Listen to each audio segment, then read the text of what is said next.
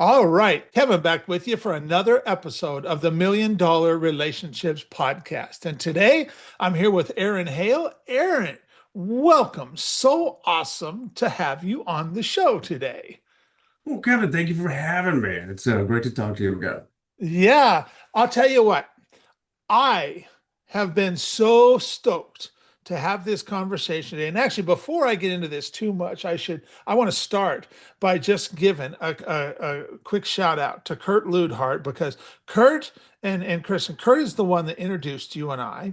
And without him, we may have never met.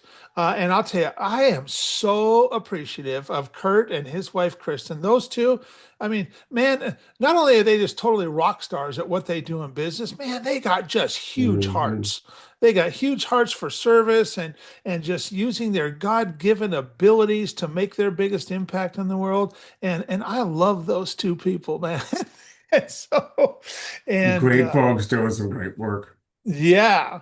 And so they introduced us, and you and I ended up talking probably about at least a month or so ago. And in that month, some pretty cool stuff happened. I mean, I became a grandpa the seventh time over 2 weeks ago, and okay, check this out. You took a trip. And I'm not going to spill the beans. You talk about your trip really quick before we get into the interview. But you just got back from a pretty awesome trip, and just why don't you tell us where you went and what you did? It was an epic odyssey. Oh my gosh. But first, congratulations, Grandpa. That's awesome. Yeah. Uh, I spent pretty much the better part of the month in Africa.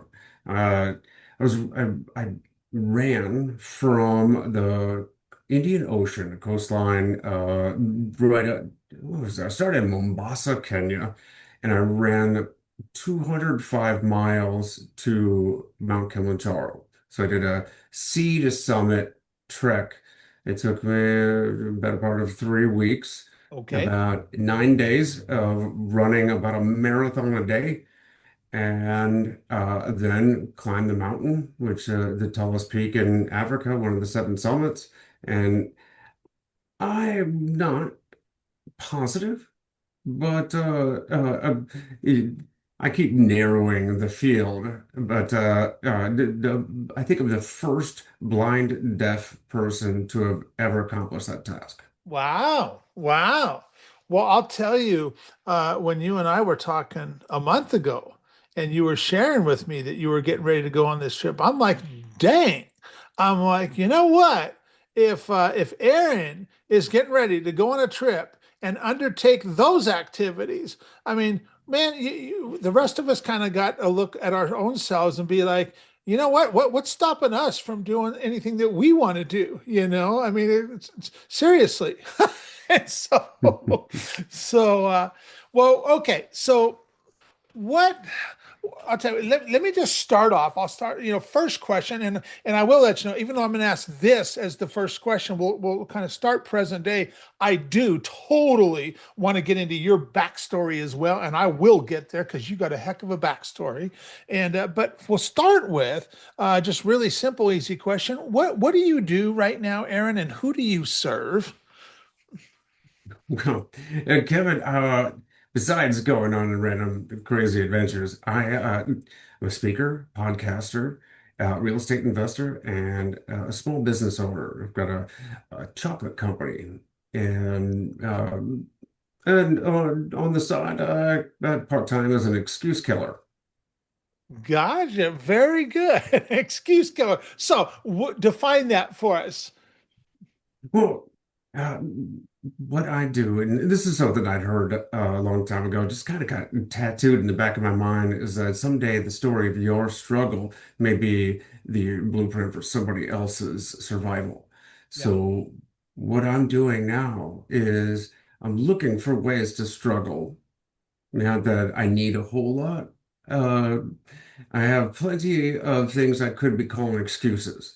Sure. But what I do instead is I use that for fuel, for drive, for motivation and inspiration, and I aspire to accomplish new, great, better things in order to help others, to be an impact in my world. In essence, the reason for my podcast is to show people how to become their best selves so that they can give their best. Yeah. And it starts with leaving, that comfy, air-conditioned, cushy couch, getting out there, get a little uncomfortable, get a little sweaty sometimes, get a little dirty, rolling up Hmm. your sleeves and get some things done. Yeah. Yeah. So so you shared how, you are blind and deaf. And I remember when Kurt introduced us and I found out that you were blind and deaf and we had scheduled a Zoom call. And I remember thinking, I'm like, I'm really curious to find out how does a guy who is blind and deaf communicate via Zoom, and what I am absolutely blown away by and continue to be blown away by is technology. And I just Mhm. think it's the most awesome thing that you have this tool that allows you to be able to get on Zoom and you don't necessarily hear like people who are not deaf hear, but you have a tool that allows you to hear. I mean, and how does that work, Aaron? Just for the listeners, because I know this, it blew me away when you shared it. Well, I think I get most of my listeners, first-time listeners, strictly out of morbid curiosity. Uh-huh. But yeah, I was completely blinded. I lost my eyes to an IED blast in 2011 when I was serving as an Army EOD technician. That's explosive ordnance disposal, the military's bomb squad. Yeah. So I was working on a roadside bomb, a secondary device that had been detected, detonated, took my eyes, and did quite a bit of other damage. It was until 4 years later that I succumbed to bacterial meningitis as a uh, side effect of a complication of the original bomb blast. Okay. And that's what stole what was left of my hearing that the bomb blast hadn't taken. So in 2015, 4 years after losing my sight, I went completely deaf also. On, Wow. on top of that, uh, that same location in the inner ear, the cochlea, where the little tiny hair cells, the actual receivers of sound, uh, were gone. Uh-huh. That's also where your inner ear, that sense of balance, that head gyro lo is located. Okay. And I lost that balance, that sense of balance also. It kind Wow. of kind of felt like vertigo, but it's Okay. not quite the same thing. So then today, how do you just do the basic things that the majority of us would just completely take for granted because we don't have to think about those things? Well, of course, I'm able to have a conversation with you today through the use of this one cochlear implant because my ears are turned off. These are switched off. Okay. These just hold the implant up, the processor, the external processor. But this thing on the side is a magnet, Okay. and that sends a digital signal to the implant inside, and that's what's connected to my auditory nerve. Wow. And it's not a hearing aid that amplifies sound down the ear canal. That's useless. It's actually a digital signal that I had to learn how to decipher all over again. Okay. So it's amazing. It's about Bluetooth connected to all of my accessible computer, phones, the text-to-speech software. The technology, it's amazing. Medical science, advancements, all of that is incredible. It's also 101 ways I can screw something up. But Yeah. yeah, that's of course a blind deaf guy with a podcast. Why not? Why not give that a try? You But bet, man. Yeah. Yeah. And like you said, people just show up out of morbid curiosity, right? how does this work? Yeah. Yeah. Um, Well, okay, so how did you get into doing the work that you now do, Aaron? What's the story behind that? How did you get here? Well, uh, if you're talking about the military first, that was that was probably too much alcohol consumption in college. Uh, however, uh, once I I guess the short story is I wasn't ready for college. Okay. So the university invited me to take a break. And that's what I did. It was very embarrassing. I wasn't mature enough. I didn't have those internal skills, I call them, to I was very selfish. And I Okay. would kind of and I didn't have goals. I didn't I needed uh, the swift kick in the pants is what it was, and I also needed to earn back the tuition money and become better, you know, achieve more out of my Okay. life. Okay. So that's where the military came in. And I Okay. first joined as a Navy cook and became a chef to a three-star admiral and spent 4 years in cooking in Italy. Oh, wow. And for some crazy reason, I decided to jump ship, join the army, and go defuse bombs in Afghanistan and Iraq So instead. from cooking to diffusing bombs. I tell people, when I got my first confirmed kill with a cheesecake, I decided to start saving lives instead. There you go.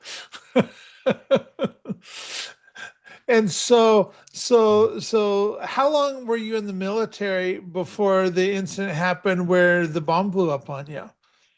Well, of course, I deployed a few times, and on my Uh-huh. third deployment, I was injured. Uh, I got to see my firstborn turn one. I got to see the whole family around the Thanksgiving table. It was an incredible last page in the photo album in my head. And then I returned to the battlefield, and I was bit. I got sent to Walter Reed to recover, and my life was completely upended. Yeah. Uh, it was thrown into darkness, and I thought my life was over.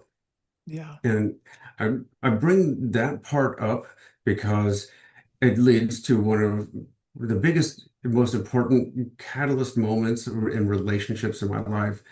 Was a fellow team leader, one of my good friends, and another one of the EOD techs in my company was injured just 2 weeks before me.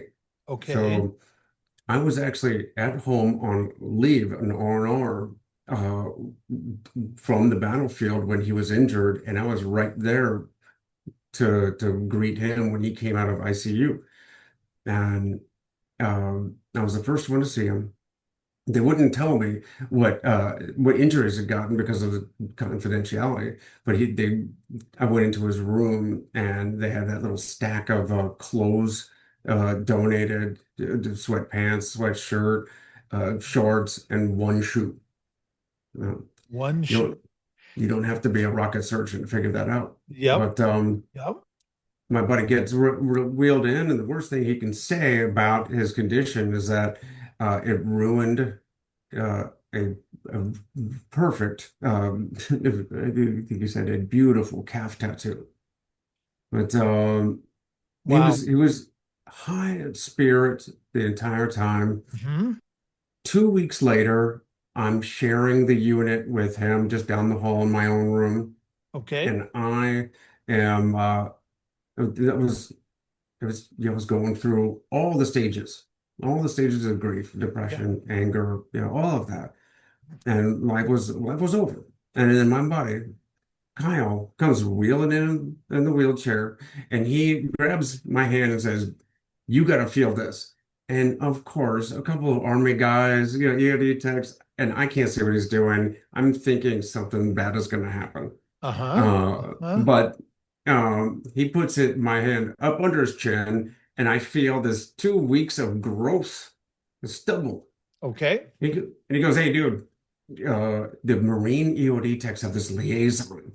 Uh, and as soon as they come out of ICU, uh, he asks, how you doing? Of course, the Marines are going to say, we're fine.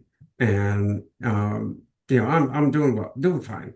Then he hands him a razor and says, well, then get back into regulations. And my friend Kyle goes, we don't have, the Army doesn't have one of those liaisons here. You got to grow your beard out. It's driving the Marine techs crazy. I I didn't want to laugh, Yeah. but I couldn't Yeah. help it. Yeah. He helped show me that I wasn't alone. I Yeah. wasn't, I might have, it might have been dark. It might have been Yeah. scary. It might have been uh, totally different than my previous life, but I didn't have a monopoly on pain. There were warriors up and down those halls fighting their own battles, and they weren't quitting, and I had no excuse to quit myself. Yeah. Yeah. So he was the one who helped show me that, that we can withstand, we can survive, and we can thrive through just about anything. And if I was Yeah. going to be blind for the rest of my life, I was going to be the best darn blind Aaron I possibly could. Yeah. Wow. Wow. I mean, perspective, right? It does change things for us. Just having some different perspective like he provided for you. And that's one thing. I mean, we've only had a couple conversations, but I have definitely noticed like you just you crack jokes about stuff that other people would be like, "Oh, did he really just say that?" They're like, and you just make light of it so dang good. And like now after hearing what you just shared, man, it just totally makes sense. And you're in spite of this set of circumstances that happened to you, you have decided, man, I'm still going to live my best life, and I'm still going to make my biggest impact in this world and stuff. And kudos to you, Aaron. And so, what inspires you most about the work that you get to do now, and the impact that you get to make, whether it's through through your speaking, through the podcast, whatever. What inspires you most about just getting to be Aaron Hale? Well, part of it is that in the military, relationships, they mean survival, they mean safety. Right? We have to trust in Mhm. to our brothers and sisters on the left and the right. And for me, that became a brotherhood, right? That trust, that became family. Yeah. And uh, after my injury, it felt like I'd lost that connection to my family, but I hadn't.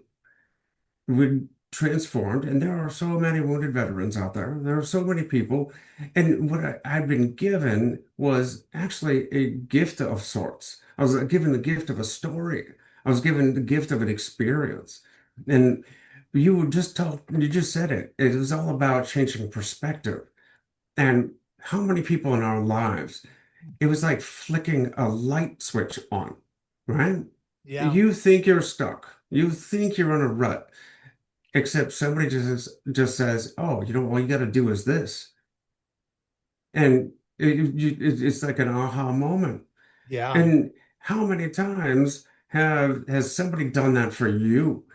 Well, now I've been through a couple different ordeals, Hmm. and I get to say, you know what, you could survive this. Here are a couple things. Here's a couple ways that I've done it, that I got through it. And here's some of the things I do. Sometimes is the ways I think about things, my perspective, and I get to flip the light on for others. Yeah. I get to share that with others, and that is such a rewarding feeling. And it is, in a sense, both altruistic and totally selfish. Hmm. Hmm. Yeah. Wow.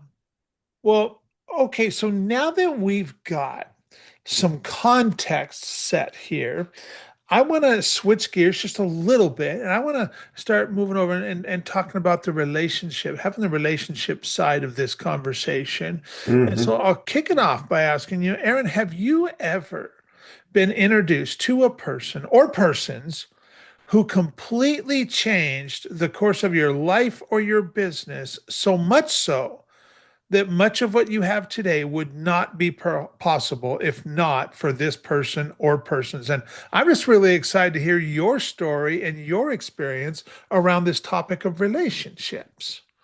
Oh, absolutely. In fact, right after Kyle had helped me change my perspective, Uh-huh. I started learning how to be blind. And it wasn't I can't do this. It was how can I? Okay. So I had to, and that was something I learned in EOD is that we don't believe in no-win situations. It's just how do we figure the situation out? Hmm. So Hmm. now I was learning how to use the accessible computers and phone, and as soon as I could get on the internet, I started doing research. I started doing internet searches for blind plus outdoors, blind plus fitness, blind plus whatever, because I was frankly terrified of being stuck by my condition. You know, the Hmm. different, the difference between a rut and a grave is how long you lay there. And I did not want to get stuck on the couch. I didn't want it to turn into my grave. Yeah. Yeah. And so I found a couple names kept popping up. Eric Weinmeier is the first blind person to climb Mount Everest, and he actually climbed all the seven summits and so much more. Well, you know Wow. what? I looked him up. Uh-huh. I went climbing with him. I joined him for a 19,000 foot peak in the Peruvian Andes. And Wow. that changed my perspective. That opened up the whole world to me. I was just trying to figure out how to lose all that chunk that I'd put on in the hospital by Okay. going for a run or something. How do I go for a run? Uh-huh. It's not very healthy of me to just lace up and step out the front door. Yeah, But right. I mean, yeah. another name that kept popping up is Lonnie Bedwell. And Okay. Lonnie is another Navy veteran, and the first blind person to kayak the entire Grand Canyon in a solo boat. Wow. And that's amazing. Yeah. So, you know what? I looked Lonnie up and I went kayaking with him. And Lonnie is a big adventurer too. He goes into the mountains. He's climbed, I think he recently completed the seven summits also. Okay. And 11 years ago, just 2 weeks before the meningitis struck, I was I had tickets to fly to Tanzania and climb Mount Kilimanjaro Okay. with my friend Lonnie and another blind veteran, uh, Steve Vasquez. And that was interrupted, of course, Uh-huh. until last week when Wow. Steve, and I went and climbed Mount Kilimanjaro. That is so awesome. Wow. I didn't realize that that story was there. Wow. How awesome is that? Wow. Wow. Wow. Huh. Is there anybody else that you want to talk about or on? I don't want to cut you off. And if you still had other people you wanted to talk about.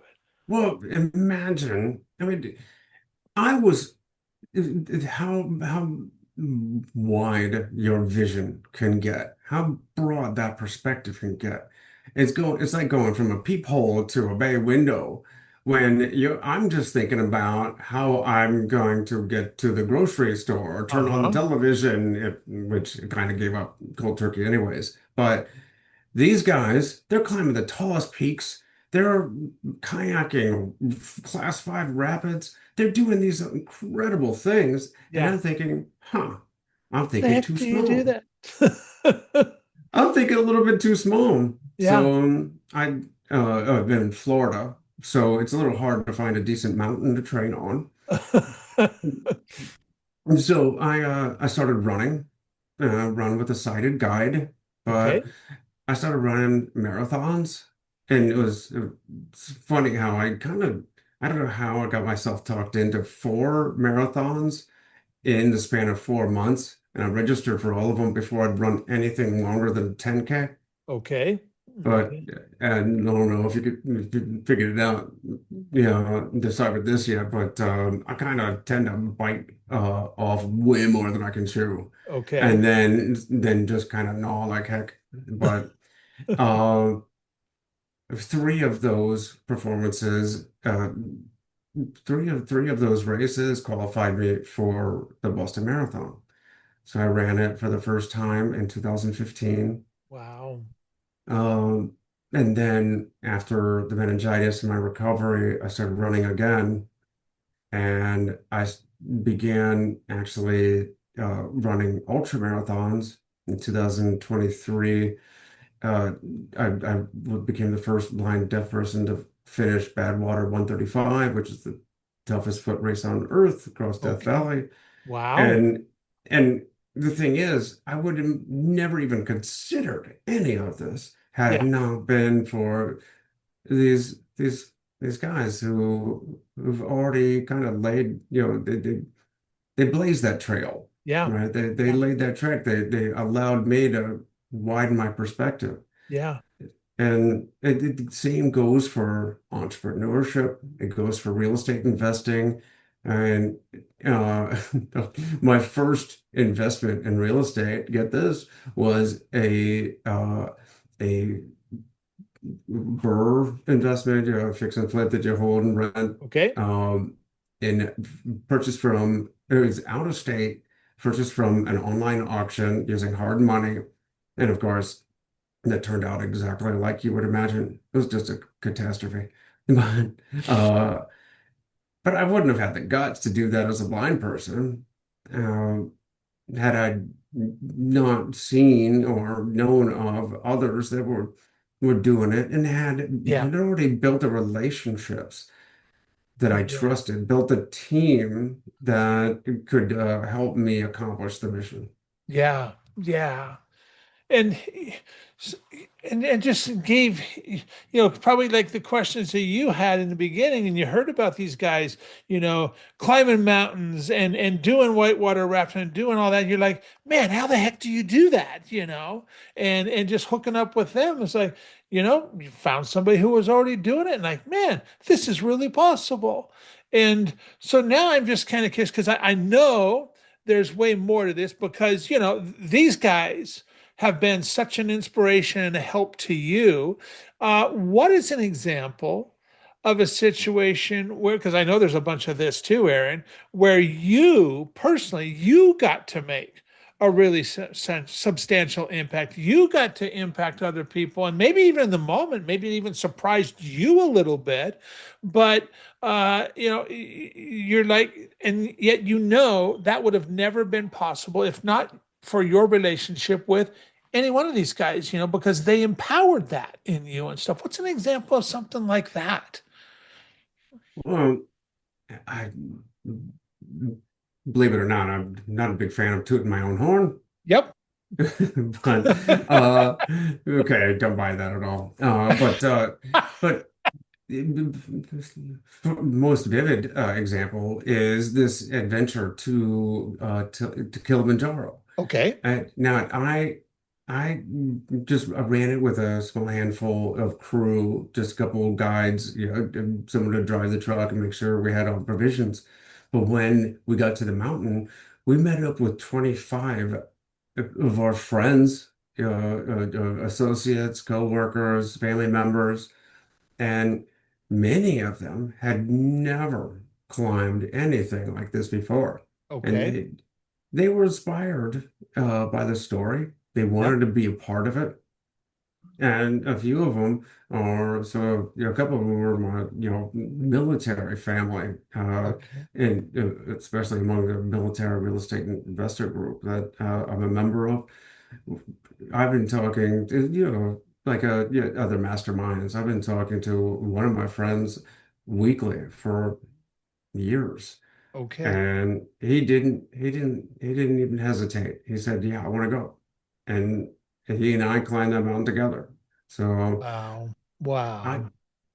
that's that's one of the things I I guess I don't it's hard to describe, but there's another example when I was training for the marathons. My first marathon, I reached out to an organization called Team Red, White, and Blue. They have chapters all over the United States, and I asked them if they had anybody that could help me train for a marathon.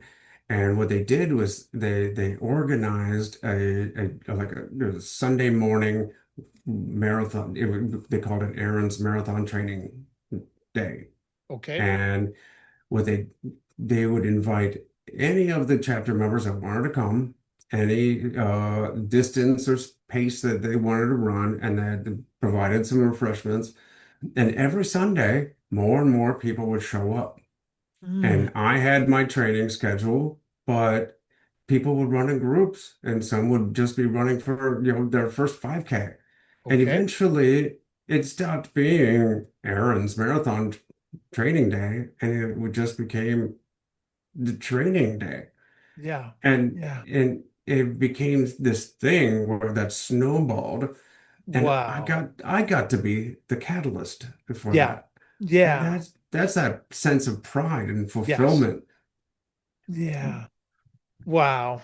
How, yeah, I can, man, I totally feel you when you share that story. I mean, how rewarding that must feel for you to just be able to make that kind of an impact on other people's lives, and just, and be that catalyst or be that inspiration for them, and how good that, yeah, how good that just must make you feel, wow, wow.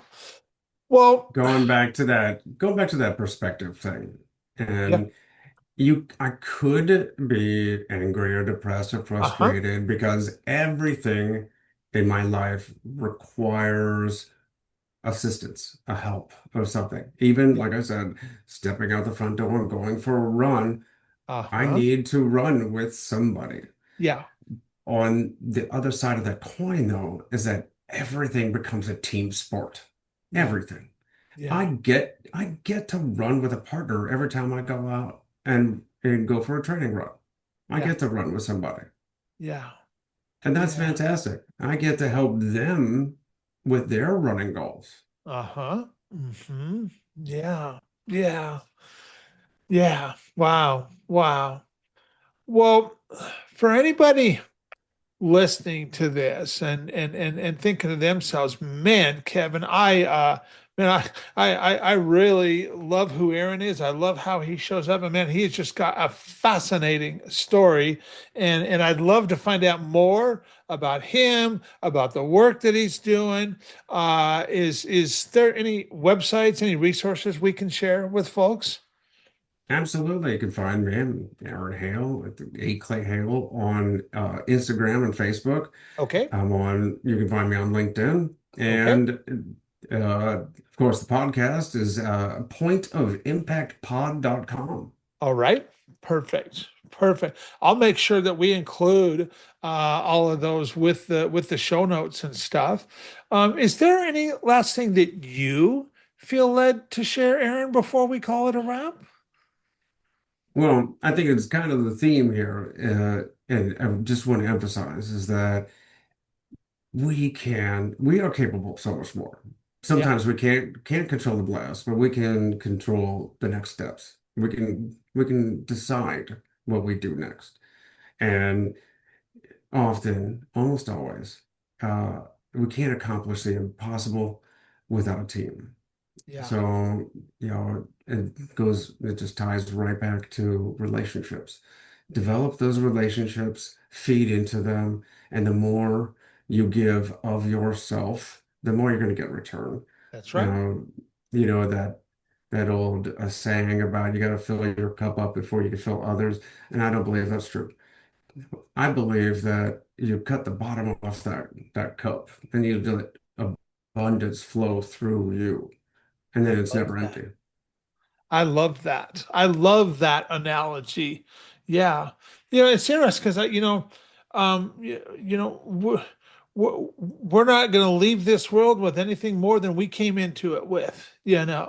And so, I just kind of look at, my role here is at least is just kind of to be that conduit, if you will, and to be the steward of, just what I do have, so that I can just impact more people's lives because that, like you, that's what jazzes you. That's what excites you and stuff. That's what excites me too, is just being able to use my God-given gifts and abilities to be able to make the biggest impact that I possibly can. And then, and that doesn't have to be necessarily working hard or hustle and grind. It's, what I found is like, man, it's not that difficult. It just comes down to having the right conversations with the right people for the right reasons. And I'll tell you, you get in those conversations, magic can happen in a big, big way. And I'm sure you've That experienced some of impact, that. oh yeah, that impact, that legacy, what you give to others is in and of itself the greatest reward. Yes. So you're Yeah. absolutely right. Yeah.